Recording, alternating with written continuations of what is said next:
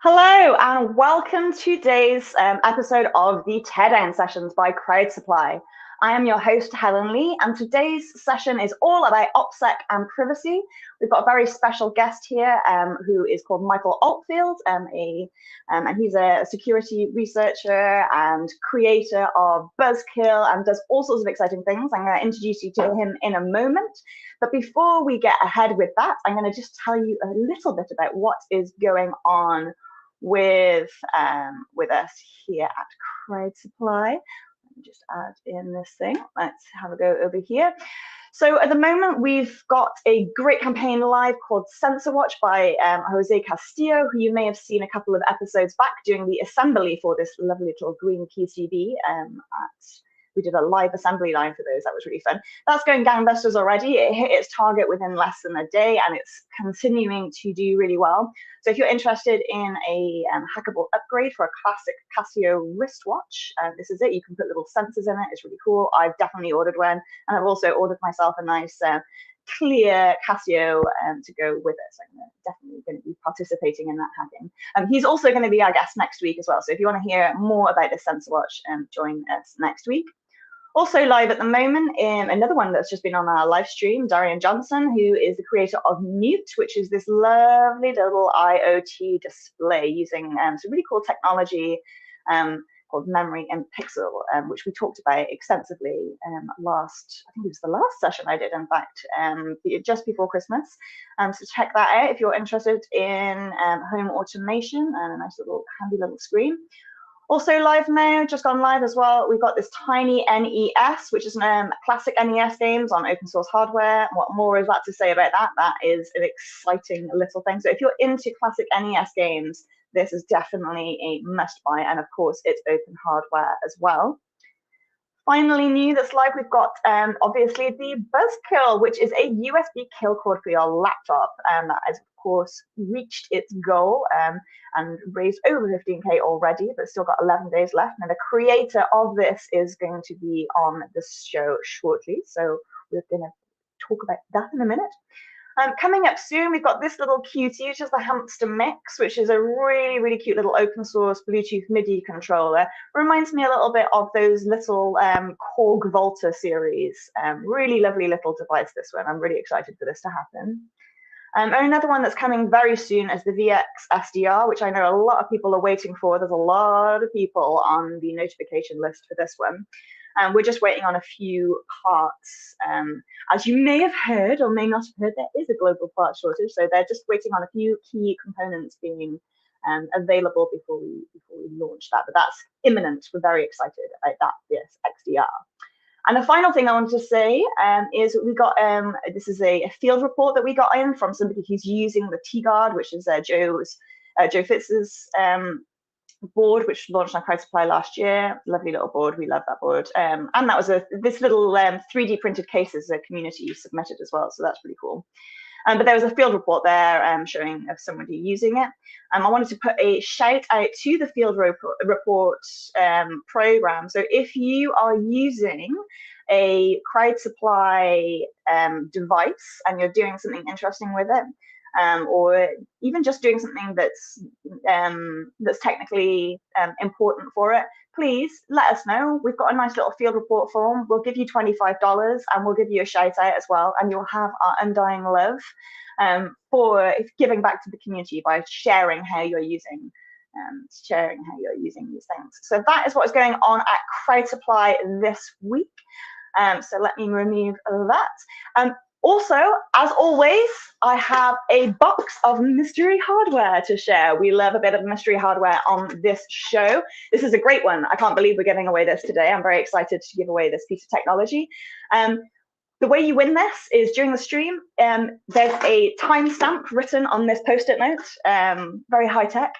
And what happens is the person who comments or asks a question closest to the timestamp that I have written on this Post-it note wins this box of mystery hardware. So please do keep your comments and questions coming. It helps us feel less alone, and it helps us feel like we are chatting to our community instead of staring into our screens. So please do keep those comments coming. Now, without further ado, I would like to bring on my guest today, Michael Altfield. Wait a second, let's put it on the right thing. Here we go, let's bring him on.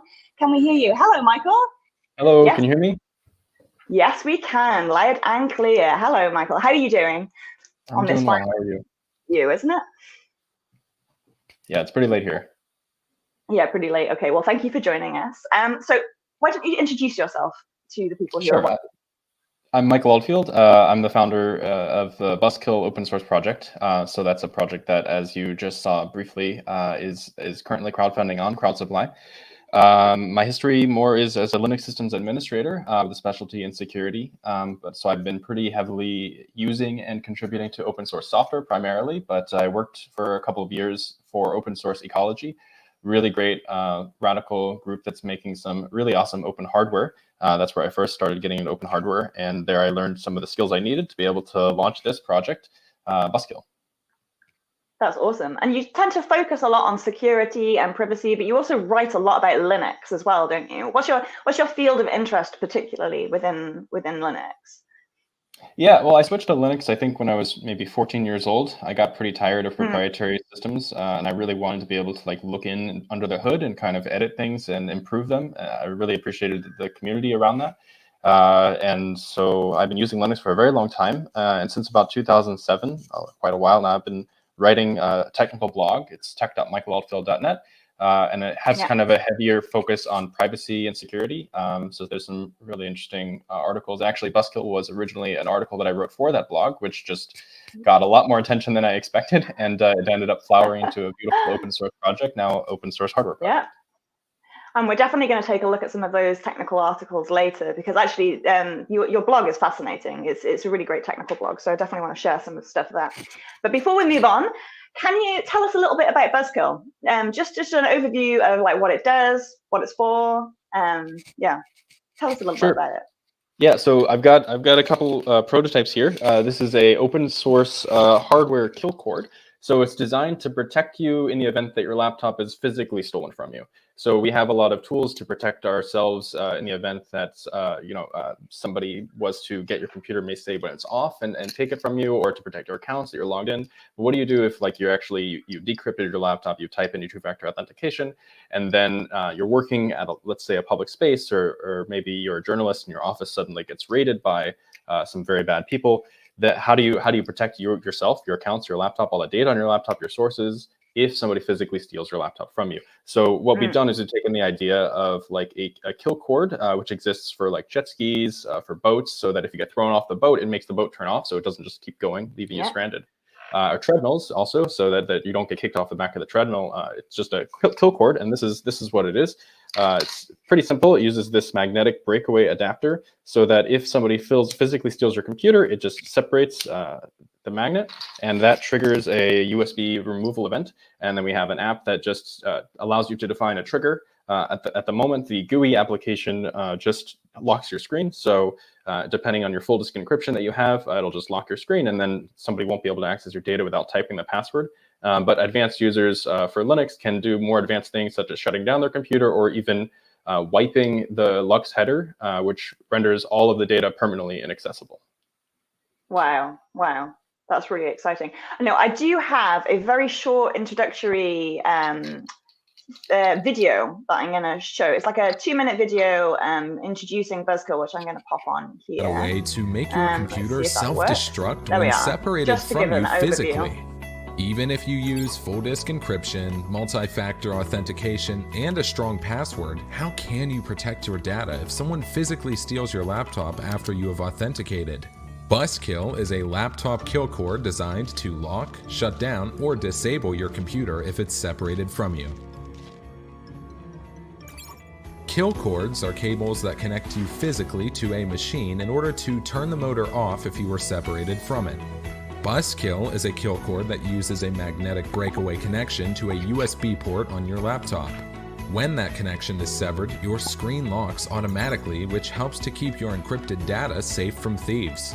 Advanced users can choose to add destructive triggers, such as our Lux Header Shredder, which renders your encrypted data permanently inaccessible. BusKill is designed for journalists, activists, travelers, and crypto traders. BusKill is easy to use. Simply attach the carabiner to your belt loop, plug the other end into your laptop, and press the arm button in the app. BusKill works on Windows, Mac OS, and Linux. The Busco Cable also works well with live distributions like Tails. All of our code and hardware designs are open source and available on GitHub. Buy a Busco Cable today at buskill.in/buy. We value your privacy. You can also purchase Buskill at our .onion site using Bitcoin and Monero. Nice. Thank you. Oh, wait, let's remove that. There we go. Thanks. Oh, that was nice. Thank you very much. That was very useful. Okay, cool. So we've had a little look at what Buzzkill is, what it does. Tell me a little bit about why you decided to make a kill cord, like why you think that this is a necessary device. Sure. Actually, I designed it originally for myself. I mentioned it was on my tech blog, so I had it. I have a queue of articles. I recommend any of the watchers to go and visit my tech blog, tech.michaelaltfield.net. I have written about 4 articles a year since 2007, and I have like a queue of articles that if I have time, I eventually go up and write. And so this was actually in my queue for some time before I finally coined the term Buzzkill and decided to publish the article. I've been. A lot of people are working from home now because of the pandemic, but I've had the great fortune and privilege of being able to work remotely for the majority of my career as a Linux systems administrator.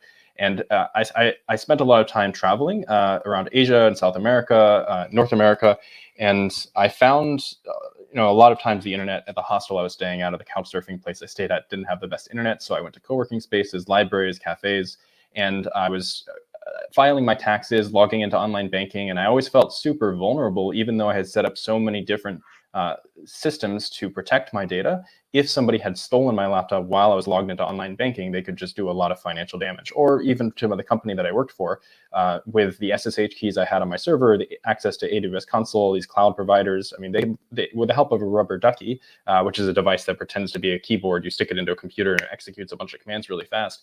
A very clever attacker, far-fetched or not, could cause a lot of financial damage to me or to my employers. So I thought of this idea and I thought, how can I fix this? And a lot of people think about Bluetooth. There's a lot of Bluetooth solutions that are out there, but I really I wanted something that was more designed with a higher security threat model. So I decided to build this for myself actually in 2017, and then I published the article in 2020 And when I got so much attention, here, look, it's this one, right? Yeah, that was the original article. Yeah. And when you wrote this article, did this actually physically exist, or was this more of a concept that you put the idea out into the world? You've made something for yourself, but you wasn't expecting for it to have such a wide reach, right? Yeah, I didn't expect. So it got picked up by so a front page on Hacker News is what happened, and then it got picked up by ZDNet, and then Bleeping Computer, and all the major tech press outlets started covering it. But it was functional. If you scroll down, you can see this same cable that I still have today. It wasn't really a prototype. It was just what I was using, and it was a DIY guide, is what it was. So I said I had been using it since 2017. This is articles published in 2020, and this was here's how Linux users can use this yourself. Well, something interesting happened. It got a lot of attention, and everybody went, and I saw a lot of people bought it on Amazon, which was the only place you could buy this magnetic breakaway component. It's the only USB-A magnetic breakaway component on the market, and they got all bought out within a month after I published this guide. They were totally out of stock. And then I contacted the manufacturer of this, and they very sadly told me, well, sad for me, that they had end-of-life this product. So it was no longer possible for people to build their own Buzzkill cables. So then that was when I decided, all right, I have to make this myself. I think this is a valuable technology. People really want to be able to use this. So that's when I reached out to Crowd Supply. To be able to create the thing that was no longer available to purchase. Yeah, and I actually have the first prototype here. So this is the replacement, and now I'm ready to, now that it's funded, I can actually start making these magnetic breakaways in bulk and start ordering them and putting them in the hands of journalists, activists, travelers, and crypto traders. That's actually really exciting. I mean, I was going to ask you actually who you think is going to use this and who you'd like to use it, because that's probably two slightly different demographics. Like, yeah, well, right now I think the demographic is largely people who watch crowd supply. So it's a lot of like hackers, makers, people who are techies like myself who may. I did see, some people do like list their names when they publicly back something.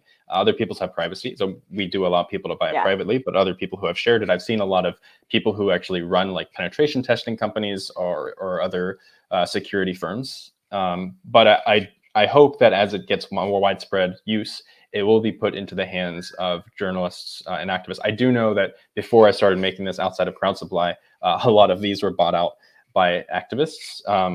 But I haven't seen many journalists use it, but that's one of the reasons why I put a lot of effort over the past 2 years since I published that article, which was covered by the press as like, this is just a Linux hacker thing. And it's true, it was never designed for the average user. But I specifically have spent a lot of time trying to lower the barrier of entry to make it accessible. Accessibility is something I really care about. And a lot of people, if you look at what Glenn Greenwald's Operation Security was when Edward Snowden first tried to contact him, it was atrocious. He couldn't communicate with him. He had to go through a third party lawyer approach to get in contact with him. So we need people who are not tech savvy for this to protect the people who I wanted to protect. It needs to be easy to use for people who are not tech savvy who are using MacBooks. And I think that's where we are today. So tell me some of your approaches to that. So when you say you're making it accessible, like what are some of the tangible things that you've done to make that accessible? Yeah, so I think one of the things is a GUI application. So it needs to be a giant button that you press to turn it on and off. It needs to be a package that you shouldn't have to buy this from this place and then this extension cable from another place and get a USB drive and have to download software from GitHub. It should be something. We provide both. You can buy just the cable and you can build it yourself, which is a little bit cheaper. But for somebody who's not as tech savvy, you can buy the whole kit. It comes with even a carabiner. So I mean, the necessary other part is that, of course, that you have to actually clip it to your body for it to be useful. So we sell it. Yeah. We're going to sell it with a carabiner, with the software already installed on the USB drive. So you don't even have to go to the internet. You just have to click and drag the application off of the USB drive when you plug it into your computer. Double click it, and then just click the ARM button, and then you're good. That's really great. Great to hear. And thanks for sharing your thought processes there as well. It's really great, I think, to talk about the ways in which other people are making things accessible so that we can all learn from each other, which is kind of part of the point of open source hardware, really. I want to take a minute to read some comments from the people who are with us. We've got Straith from Great Scott Gadgets, who were crowdfunding Luna. I don't know if you remember that. But Straith is here. She says, hello, hi, always so lovely to see you. We've got Drew Festini in the house. Hello from Portland. Hi there. Straith loved your video, which is great. We've got Leon Anavi in the house as well, who's a prolific open hardware creator from Bulgaria. Always love to see Leon popping in. So hi there, Leon. Really nice to see you. We've also got Minifig404 saying that was a great story about how the Buzzkill was created. I thought that was really interesting as well. So, there are a number of different ways that people come to crowd supply and a number of different motivations for people to come to crowd supply. But there's certainly a section of crowdfunding that is done because they can't get the components anymore. They're like, it doesn't exist anymore. I can't buy it. So I guess I'm going to have to make my own. So yeah, that was really nice. I did enjoy that. And then we've got a little shout out, probably your mom, Jackie Altfield, who says she's so proud of you. Hello, Mom. Thanks for joining us. Nice to see you. Straith popping up again saying, I love this focus on vulnerable people. Thank you so much for doing this work. And she's also got your first question, which is, what is the longest cord that is offered with Buzzkill? Yeah, that is a great question. So right now we are actually prototyping a 1 meter version and like a 20 centimeter version. And I wasn't sure. Okay.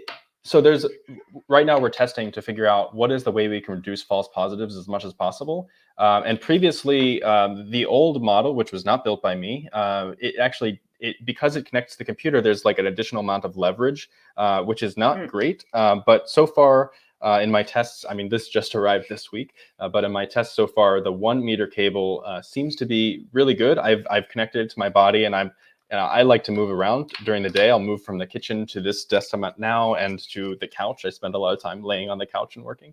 And I've been surprised at that whole time it didn't have any false positives. So it depends on those tests, but the length is going to be determined on how we can most effectively make sure that it only triggers when you want it to trigger. Very cool. Thanks for that explanation.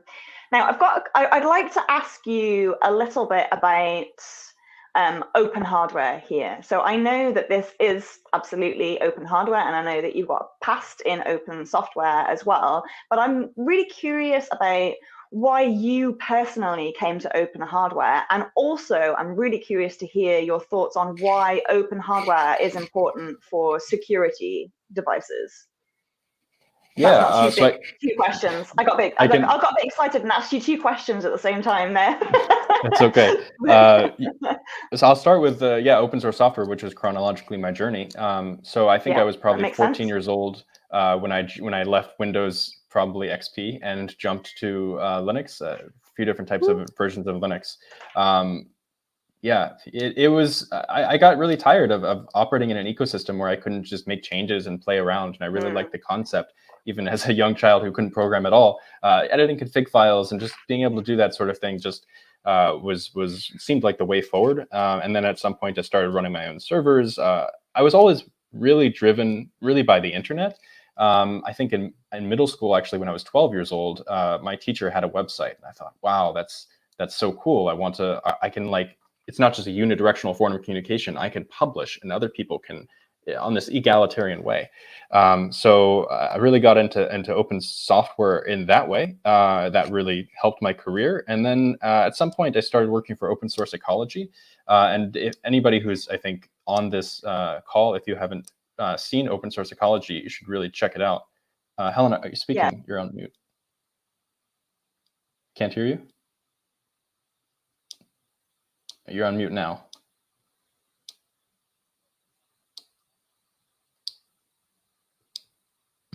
Okay, can you hear me? I think my headphones just turned themselves on and off. Because, of course, they did. Carry on. Can you hear me? Yeah, I can hear you. Perfect. So, okay, good. Yeah. I was just talking about Open Source Ecology. So I spent some time working at Open Source Ecology, and in order to join that group, so maybe I should back up. Like that organization is amazing. They do open source hardware. What they're doing actually is building like a global village construction set, which is like 50 machines that are sufficient to build your own civilization, like a tractor, a bread oven, like everything you need, a circuit printer, 3D printer, everything that you need to build your own civilization. They're building it open source hardware. And in order to join that, I had to learn FreeCAD. That was the first time I touched FreeCAD.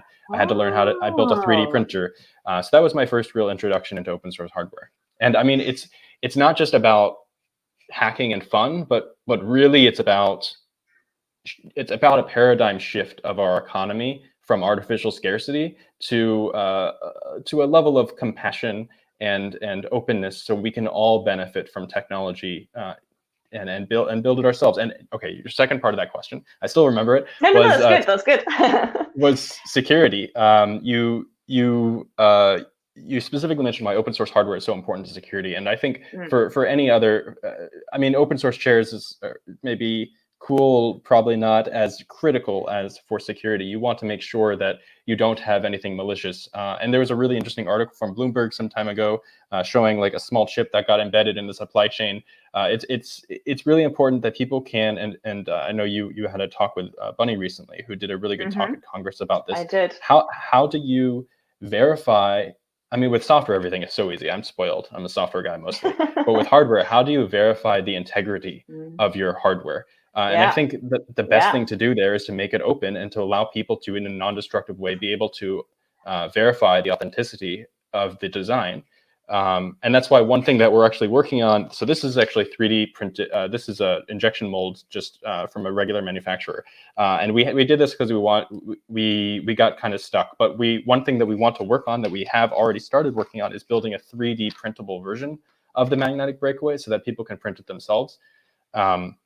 But yeah, also we do what we can to try to protect people from the risks in the supply chain. Yeah, I mean, for people who are watching this who haven't seen Bunny's talk on security and open source hardware, I'd really recommend you go and seek that out. It's really interesting.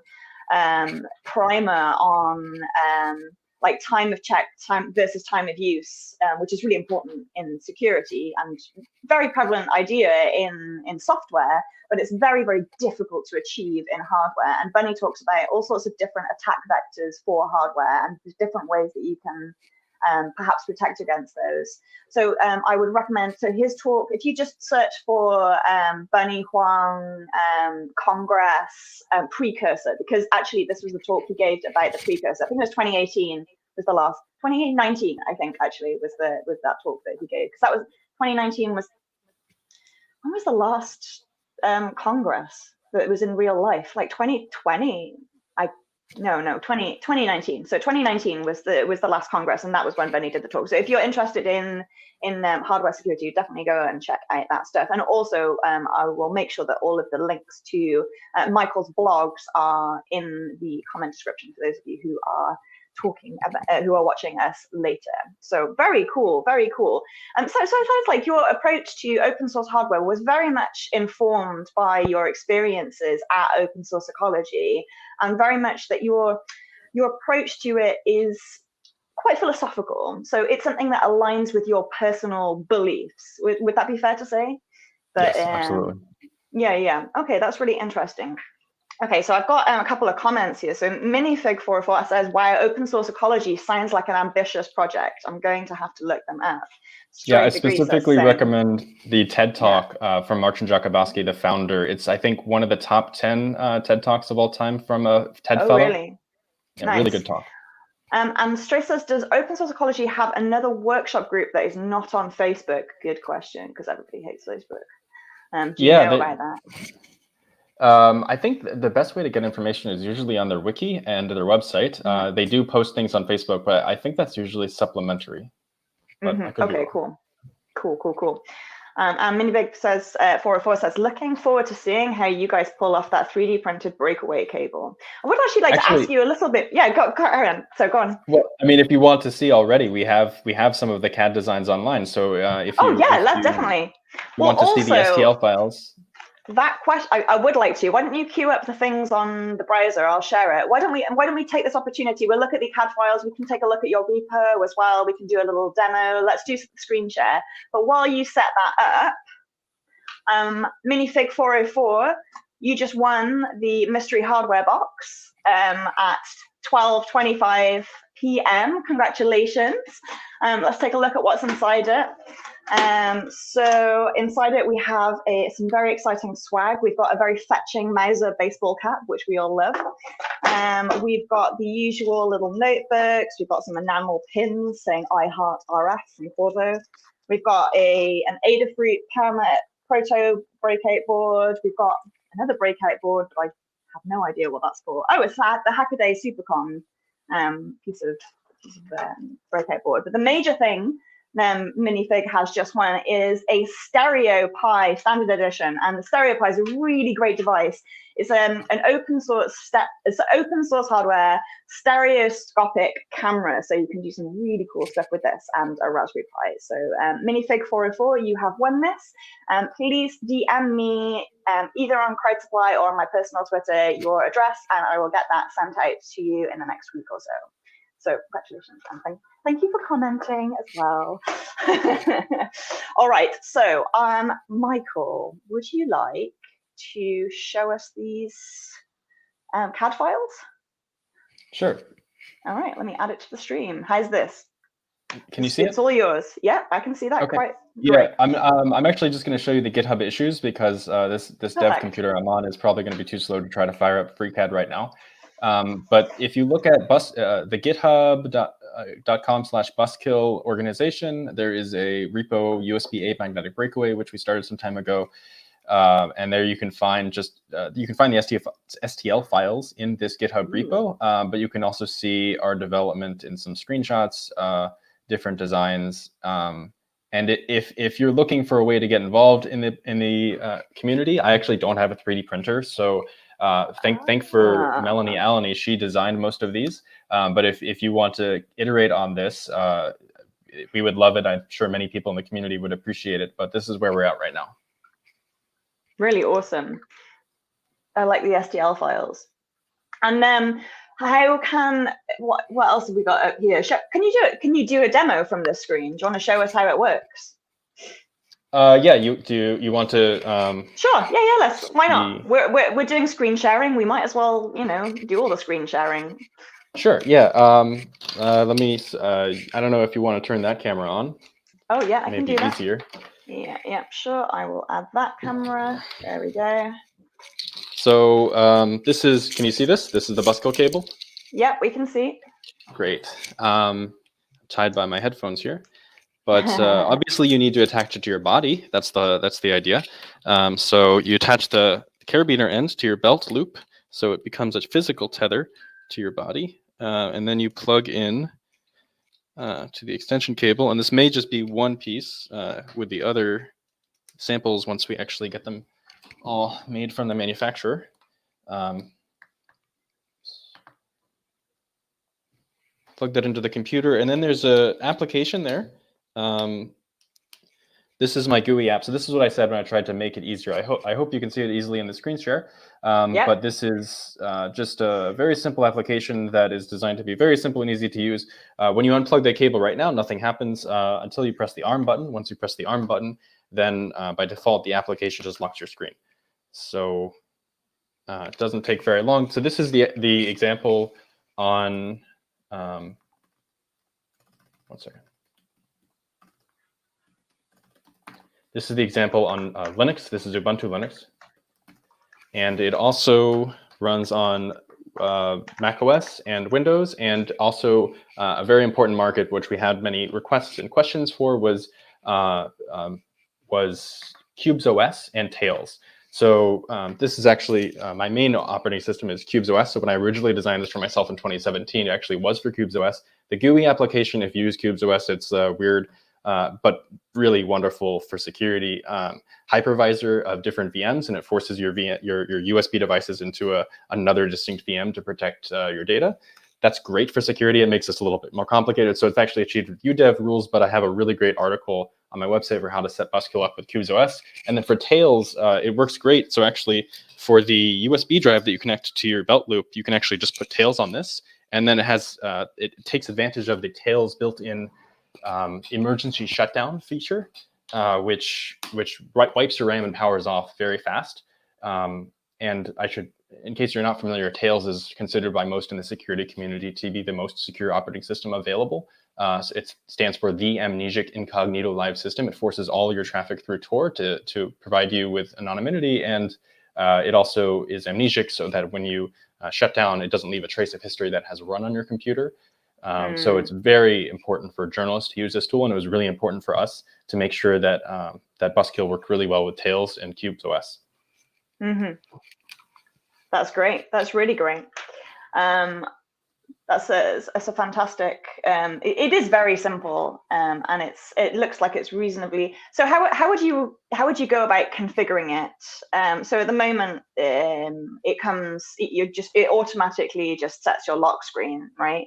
But how does somebody go about configuring it? Do you do that in terminal? Yeah. So let's see if I can show maybe the guide on Qubes OS. Can you see my screen still? Yeah, totally. Yeah. Cool. So so this is just for Linux. So we intend to make it. I mean, so this maybe I should clarify something, because people see the word self-destruct and they get all scared. They do. I should reiterate that we do have a self-destruct trigger, but it's not accessible, and it never will be easily accessible. We intentionally raise the barrier of entry there to make it more difficult because of the risk of data loss. So the GUI application will eventually have the ability. Right now, it's pretty simple. It just has an about page, and then it has an auto update. So this was our MVP. We wanted to be able to just lock the screen and have it be able to auto update, so that in a secure way, with cryptographically verified releases to multiple mirrors in a pretty safe way. Auto update, so that when we do release additional features, all you have to do is go here and press the update button. But in the future, after we launch this thing and get it into people's hands, the next step will be further development, which will allow the user to be able to choose between shutting down your computer and locking your screen. We will never include in the GUI an easy way to make it self-destruct. But if you want that, so this only works in Linux, and it uses Lux, the Linux. Tell us a little bit about that. Tell us a little bit about that. I'm not familiar with the Lux Header Shredder. Yeah. So there's a few different tools you can use to obtain full disk encryption, and Lux is the one that's usually used for Linux. If you install Ubuntu and you check the box that says encrypt my drive, and when you install it, it's using Lux. CubesOS use Lux. Most of these things use Lux. And you can actually see here. Well, I'll dig it. This gets pretty technical. When I originally posted, a lot of people said, "What do you mean self-destruct? All you've shown is how to shut down the computer." Well, I think you shouldn't present people with a self-destruct. I don't like hand waves. I don't like vaporware. So I wanted one to prove to I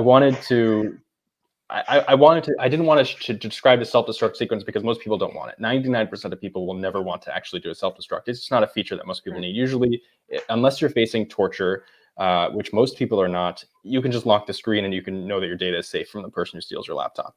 But also, I didn't want to publish it until I did a proper forensic analysis to prove that it actually works, and including using the typical forensics tool. So you could maybe see that on my screen share that the USB drive that I used with BusKill is actually Kali Linux. That's what I use for the forensics analysis. And also, the USB drive doesn't matter. I should probably clarify that too. It doesn't matter what's on the drive. You can use a YubiKey, for example. All it needs to do is be able to do badoop, badoop. As long as it does a USB hot plug event removal, Buzzkill will work with it. But anyway, so I did the forensic analysis in this. Yeah, I was going to ask how you did the analysis. You know, like what yeah, carry on.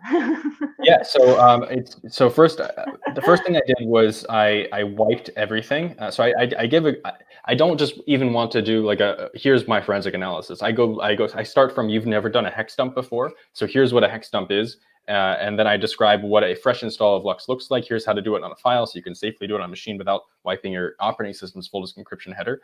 And I describe what the magic number is for Lux, how to see it with a hex dump. So this would be an example of a freshly created Lux1 volume where it tells you how to find the Lux version and the Lux magic number, and then the encryption that's used. It's all there. And then I did a 0 at some point I go in great detail describing how Lux works. There's like a notion of different key slots, which is really nice, actually. Maybe I should back up and say that some people may think that the way you encrypt a drive is with a password, and that's actually that's not really how it works. That's not how you should do it, because somebody could come up with a bad password. So what you actually do is you create what's called a master encryption key that is randomly generated, very secure, long, random key, and that key itself is symmetrically encrypted using your password. And the way Lux works, you have a series of key slots. So there's a key slot area. So you can then decrypt that drive with, say, 9 different, maybe 6 different passwords. And that password just decrypts the master encryption key for the laptop. So all of the data on the drive is useless if you don't have that master encryption key. So if you delete all the data in the key slots area, then effectively all of the data is indecipherably different from random noise. And so that's what we prove here. So then I do a fresh install. I do a wipe using the ATA secure erase, turns all of the bits to 0, and then I use the forensic tools on that, and I show that it shows nothing, right? So that's a proof that how it should look if it's empty. And then I install Ubuntu. I do another forensic analysis, and I see, okay, you can see the Lux header. You can see this JSON thing for the key slots area. Then I use this tool called bulk extractor, and I have a number of different phrases that I'm using to search for, such as looking for it's somewhere in here. But yeah, I think Lux and a few other different strings that it looks for. And then I give you the instructions. I mean, this is actually the most dangerous part. This is all you need to run to install it, but I buffer it with a whole lot of information so that people can know what they're doing and disclaimers.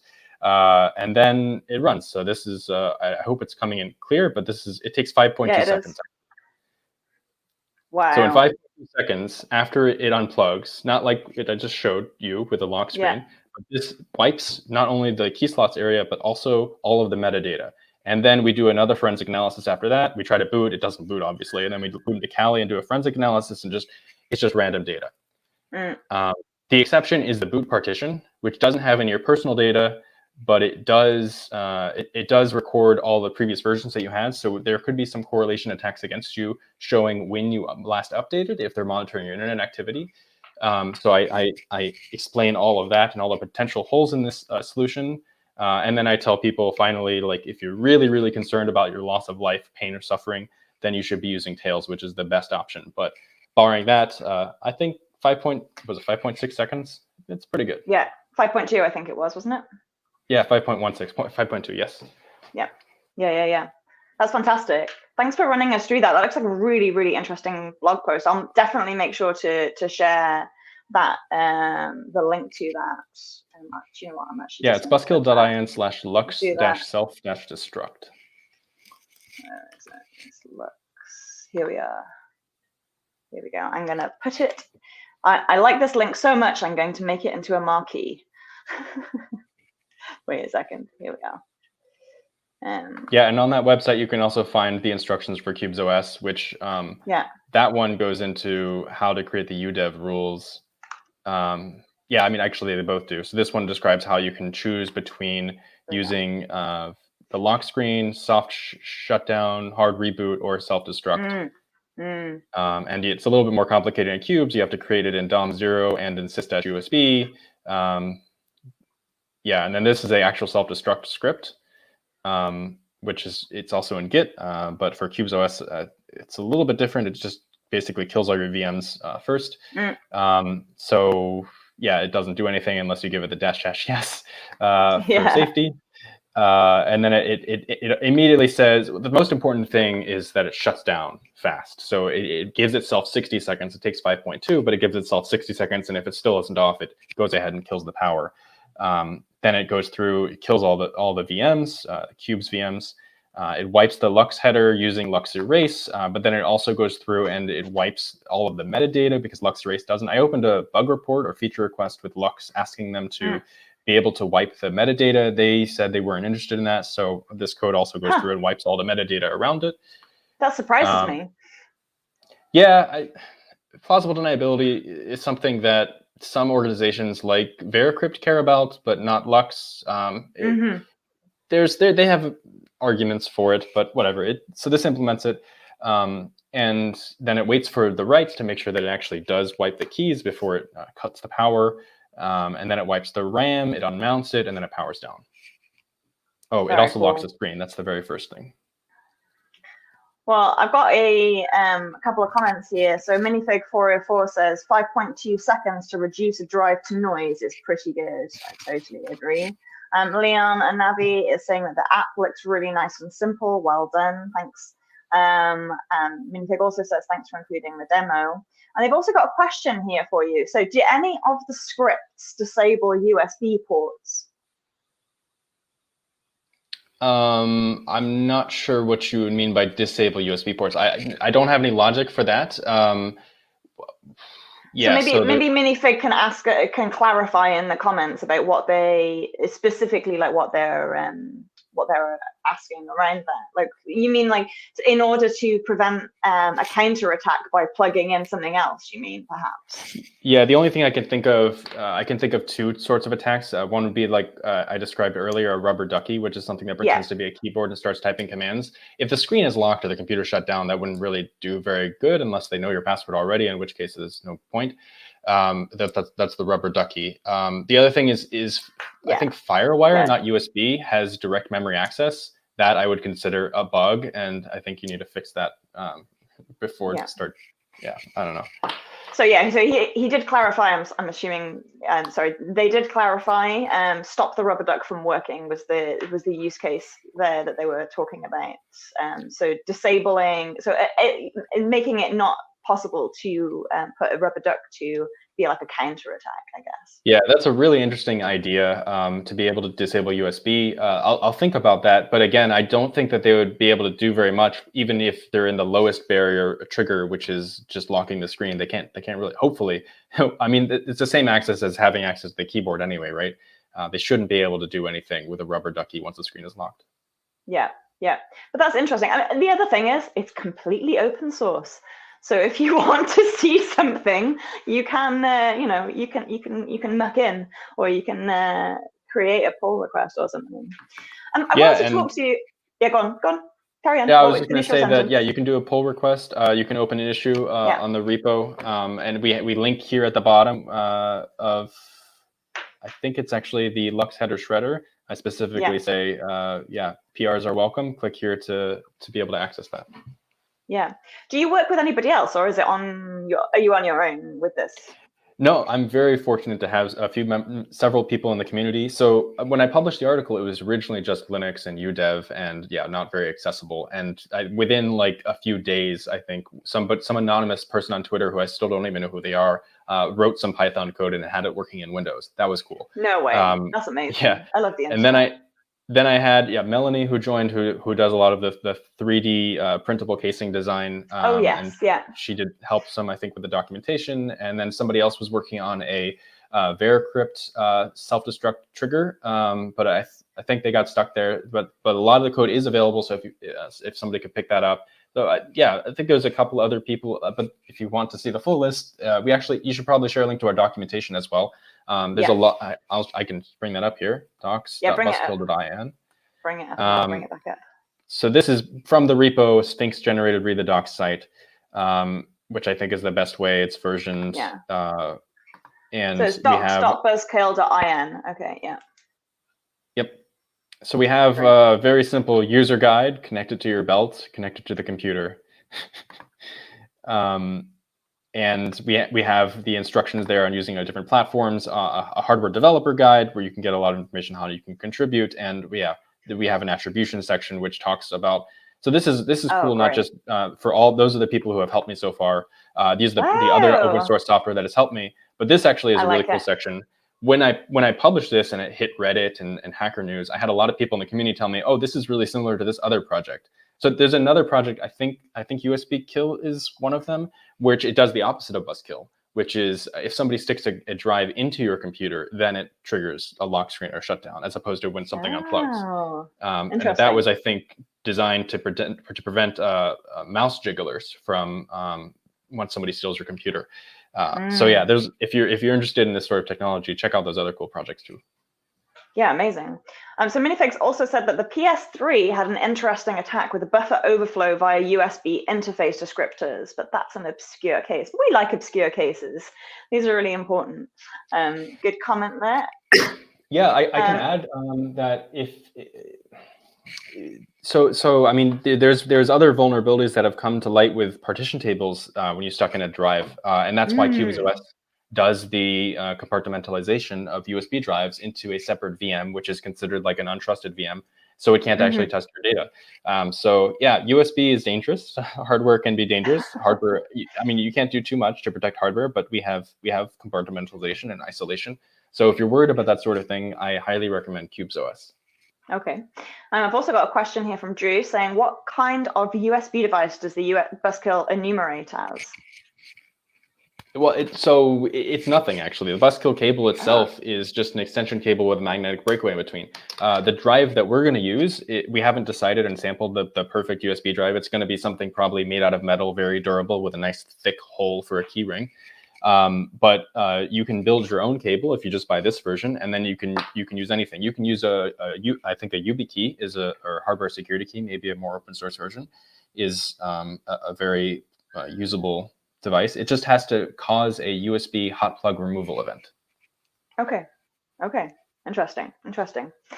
I really wanted to ask you a little bit about your influences, because you are obviously very passionate about security and open source hardware and all these privacy things.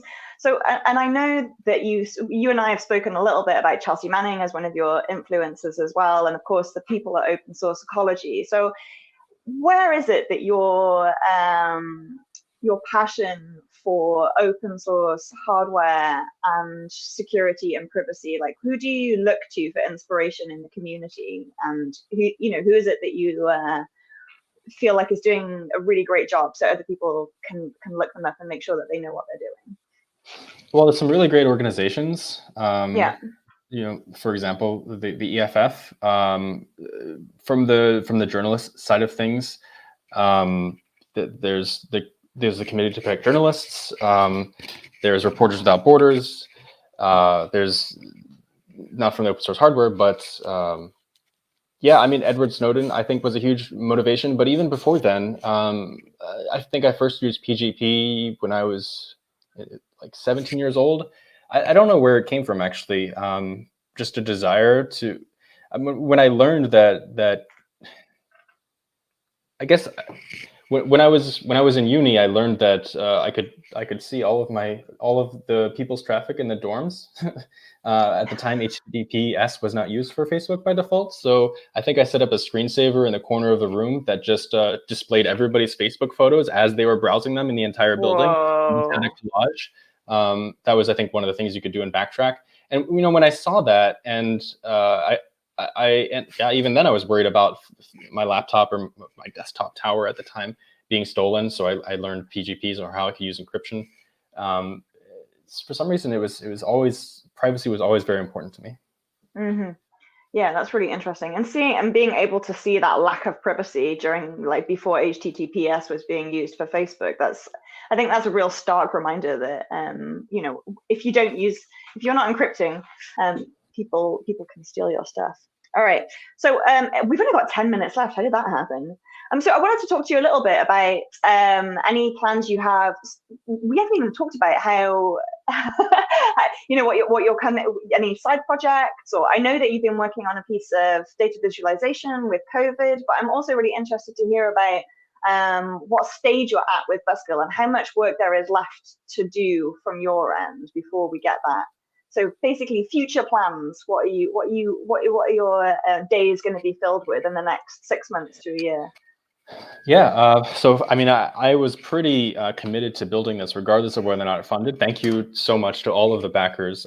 We've raised $15,000 to make this project a reality, and that helps to recover some of the sunk costs. But I already reached out to some manufacturers. I'm holding the sample here, so we paid for the CNC plastic injection mold, and we already are making that. This is the hardest component. Obviously, well, fortunately, I don't think I'm going to suffer from the chip shortages because there's no PCB. That's another thing that's really good for the security device. You don't have to worry about it. Makes hardware integrity verification much simpler when there's no PCB involved.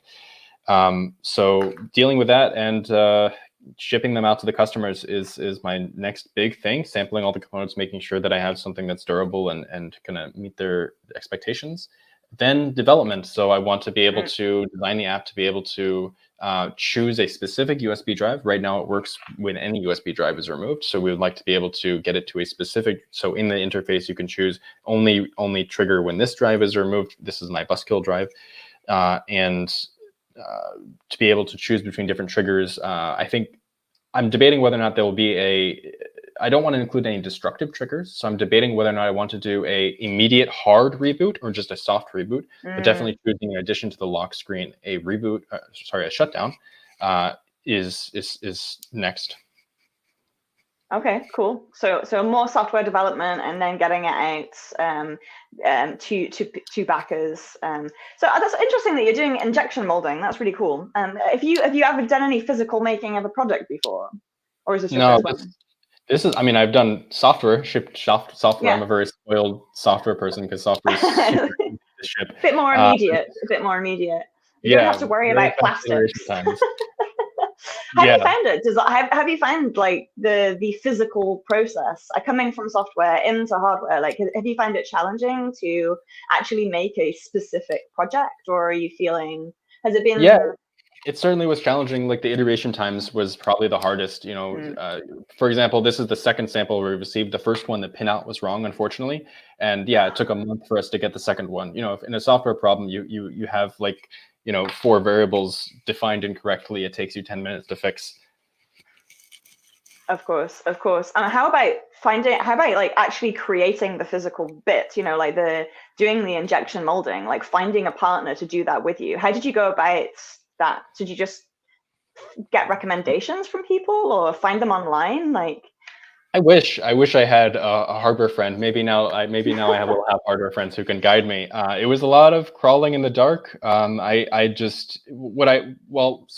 we were going to go with the 3D printer version, and that just got really stuck. And I wanted to move forward with something that could actually work.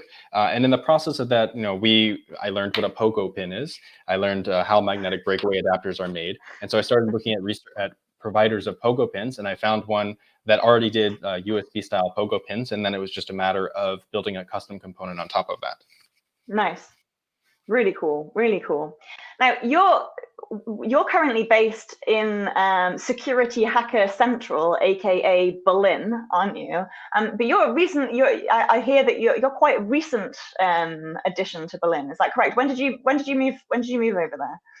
And how are you finding it? It was November 2020, I think. So I was in Nepal actually during the COVID-19 pandemic. Lockdown came and everything was closed. The airport was closed. All the land borders were closed. I was trapped there, and I needed, I was just backpacking around India. I was planning to go to New Zealand, but yeah, you couldn't travel anywhere. And my partner was in Germany, so she invited me to come to here. And yeah, I've always wanted to live in Berlin. Not the best time, I'm afraid. I did attend Congress this year virtually. I was hoping to see you in person, but next year. Well, I'm definitely going to be at Congress next year. Wild horses couldn't keep me away. I'll have to. You must go to. I don't know what part of town you're in, but there's a really wonderful hackerspace called Exhain in Friedrichshain that you should definitely get involved with. So Mitch Altman, if you know him, is often based there. Also, Afra is if you're which you are, a Linux person, Afra, AFRA, that's a very small hackerspace, and they do a lot of stuff that's more Linux based. But yeah, Exhain I think would be a great one for you to go and check out. They do a hardware happy hour as well, but actually Drew and I first set up when we were living in Berlin. I left Berlin in November 2020, so we must have just I immigrated to the US right at the end of November in 2020, so we must have been in the same city very, very briefly. But yeah, I mean, things are closed right now, but Exhain I think would be a really good one for you to check out. It's like Seabase is cool. It's obviously the most well-known hackerspace, but in terms of a smaller community, more neighborhoody vibe, I definitely would recommend to check out Exhain. I think you'd like the people there for sure. So how are people going to be able to keep up to date with you, Michael? I want to talk a little bit. So your screen name here, the Michael Altfield. That's how people find you on Twitter, correct? Yeah, Twitter and Mastodon. Twitter and Mastodon, the same username, the same handle. How will people find your GitHub repos for? Is it just Buzzkill or? Yeah, that's actually github.com/Maltfield, I believe. That's Maltfield. My first letter of my first name and my last name. Okay, cool. And I also wanted to highlight your blog a little bit more as well, because it is so good. We did have a little look at one earlier, which was the Lux Header Shredder, which is but with this one here, this is an example of one of these very in-depth technical posts. As you say, you do about 4 a year, so you keep them pretty. You do nice long posts, in-depth, really great technical content. So I'd really, really highly recommend anybody who's interested in privacy, security, and Linux, definitely keep an eye on this blog. Can people sign up to it, or is there I don't have a newsletter for my blog. If you use RSS, it's there. Okay. But it's just people would go to your blog, and I assume, or your Twitter as well. But there's some really great posts on here, and I'm not just trying to flatter you. There are some really great posts, so I've been really enjoyed. I've learned a lot from browsing your tech blogs as well. So definitely check out the blog, check out the Twitter. Do you want to say anything? So we've got 2 minutes left of the stream. Somehow an hour has gotten past already. Is there anything else you'd like to tell our users or people who are there? A call out for if you want people to get involved. Yeah, I mean, you can definitely contribute on GitHub. And if you want to follow my blog as well, Michael Altfield on Twitter. I post everything I make on Twitter. I did want to talk a bit about interdiction. Do we have time for that? Yeah, go for it. Yeah, talk about interdiction. So this is a common thing that people ask me, and you actually are on a wonderful page for this. So if you scroll down a bit, you'll find a quote from Ed Snowden when he was interviewed on the Intercepted podcast by Jeremy Scahill, and he's talking here about it was about Vault 7. So if you're not familiar, Vault 7 was a leak that came out of the CIA. They had a collection of zero-day vulnerabilities, which are like vulnerabilities in Cisco routers, and they had one that was a phone, and there was a sorry, not a phone, a TV. It was called the Weeping Angel. This was a TV that had a camera on it, and it turns out that the CIA had the ability to turn this camera on and spy on you, and that got a lot of people scared. And so people are like, well, the vulnerability actually required you to put a USB drive into the TV. That was the method of turning it on. And so he's being asked here, well, is the CIA going to break into my house to stick a USB drive into the TV to turn it on? And he said, no, that's actually not how it works. What they do is they take it when it's being shipped to you. So when the TV is being shipped to you from Amazon, they intercept it. Mm-hmm. This is called interdiction. That's where they install the vulnerability. So they do this with your home routers. They do this with a lot of things. So I think a lot of people are concerned about how we defend against that with BusKill. And yeah, we do what we can. I think the 3D printed version is very important. We do want to protect our users. Another thing is I spent some time, and you'll see this on my blog as well, how I spent some time trying to figure out how to run all my WordPress sites on Tor. And so the BusKill website itself, you can purchase these cables using Tor. We have a .onion, so it's Tor to Tor onion service, and you can pay with cryptocurrencies, including Bitcoin, Monero, a bunch of different cryptocurrencies. So these are the many ways we're trying to protect people from interdiction. So you are giving people an opportunity to buy this completely anonymously, as well as, which is great, it's really important, through the Onion site. And how would people find out information about that if that's something that they're interested in doing? Yeah, so we have an article on buskill.in called Visit Us on our .onion. And there you can find the link for our .onion. I can't tell you what it is. It's a very long string. That's all good. Oh wait, here we are. See, I should have had scroll down to the very, very bottom. Yeah, there it is. Scroll up a little bit. And this one?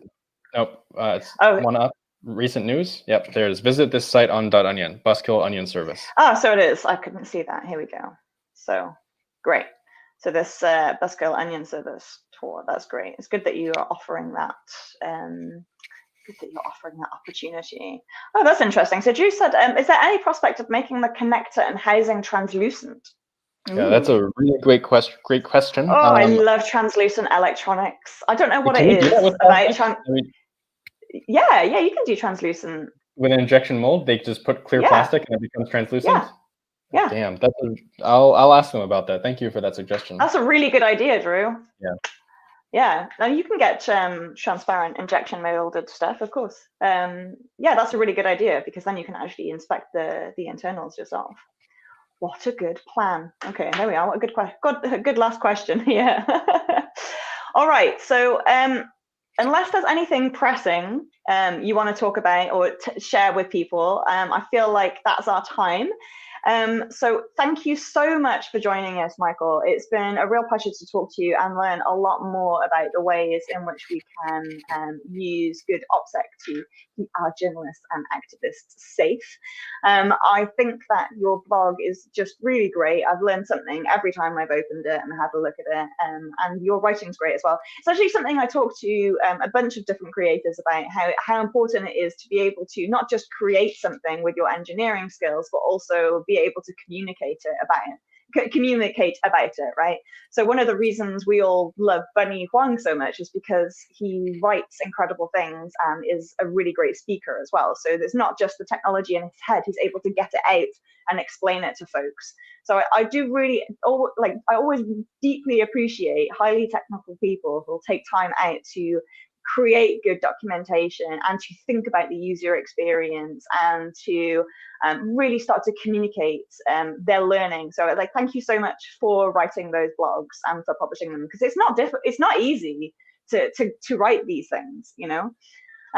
It's not easy to be able to communicate in those ways. So thank you so much for your time, and thank you so much for creating BusKill and for spending your time and energy on open source hardware, helping make security and privacy more ubiquitous for us. So thank you so much for your work. And it was really interesting to hear about open source ecology as well. Like I've heard a little bit about them and I've been aware of their work, but I hadn't really realized how pivotal open source hardware is to their whole situation. So that was really cool to learn from as well. So thank you everybody in the audience for joining us as well. We've got Drew saying thank you, it was very interesting, and another thank you from Minifig404 as well. So there's lots of love for your work in the comments. Thank you so much for joining us, both you at home and you, Michael. It's our time. We are heading off. Thank you again, and we'll speak to you soon. Next week, I should say, next week is Joey Castillo. We're going to be looking at the sensor watch, which is going to be really fun. I've also seen he's got some really cool flex PCB connectors that he's been experimenting with as well. So I'm definitely going to be asking about that. So join us next week for more open hardware fun. Thanks for joining us, and we'll see you again soon. Bye now. Bye.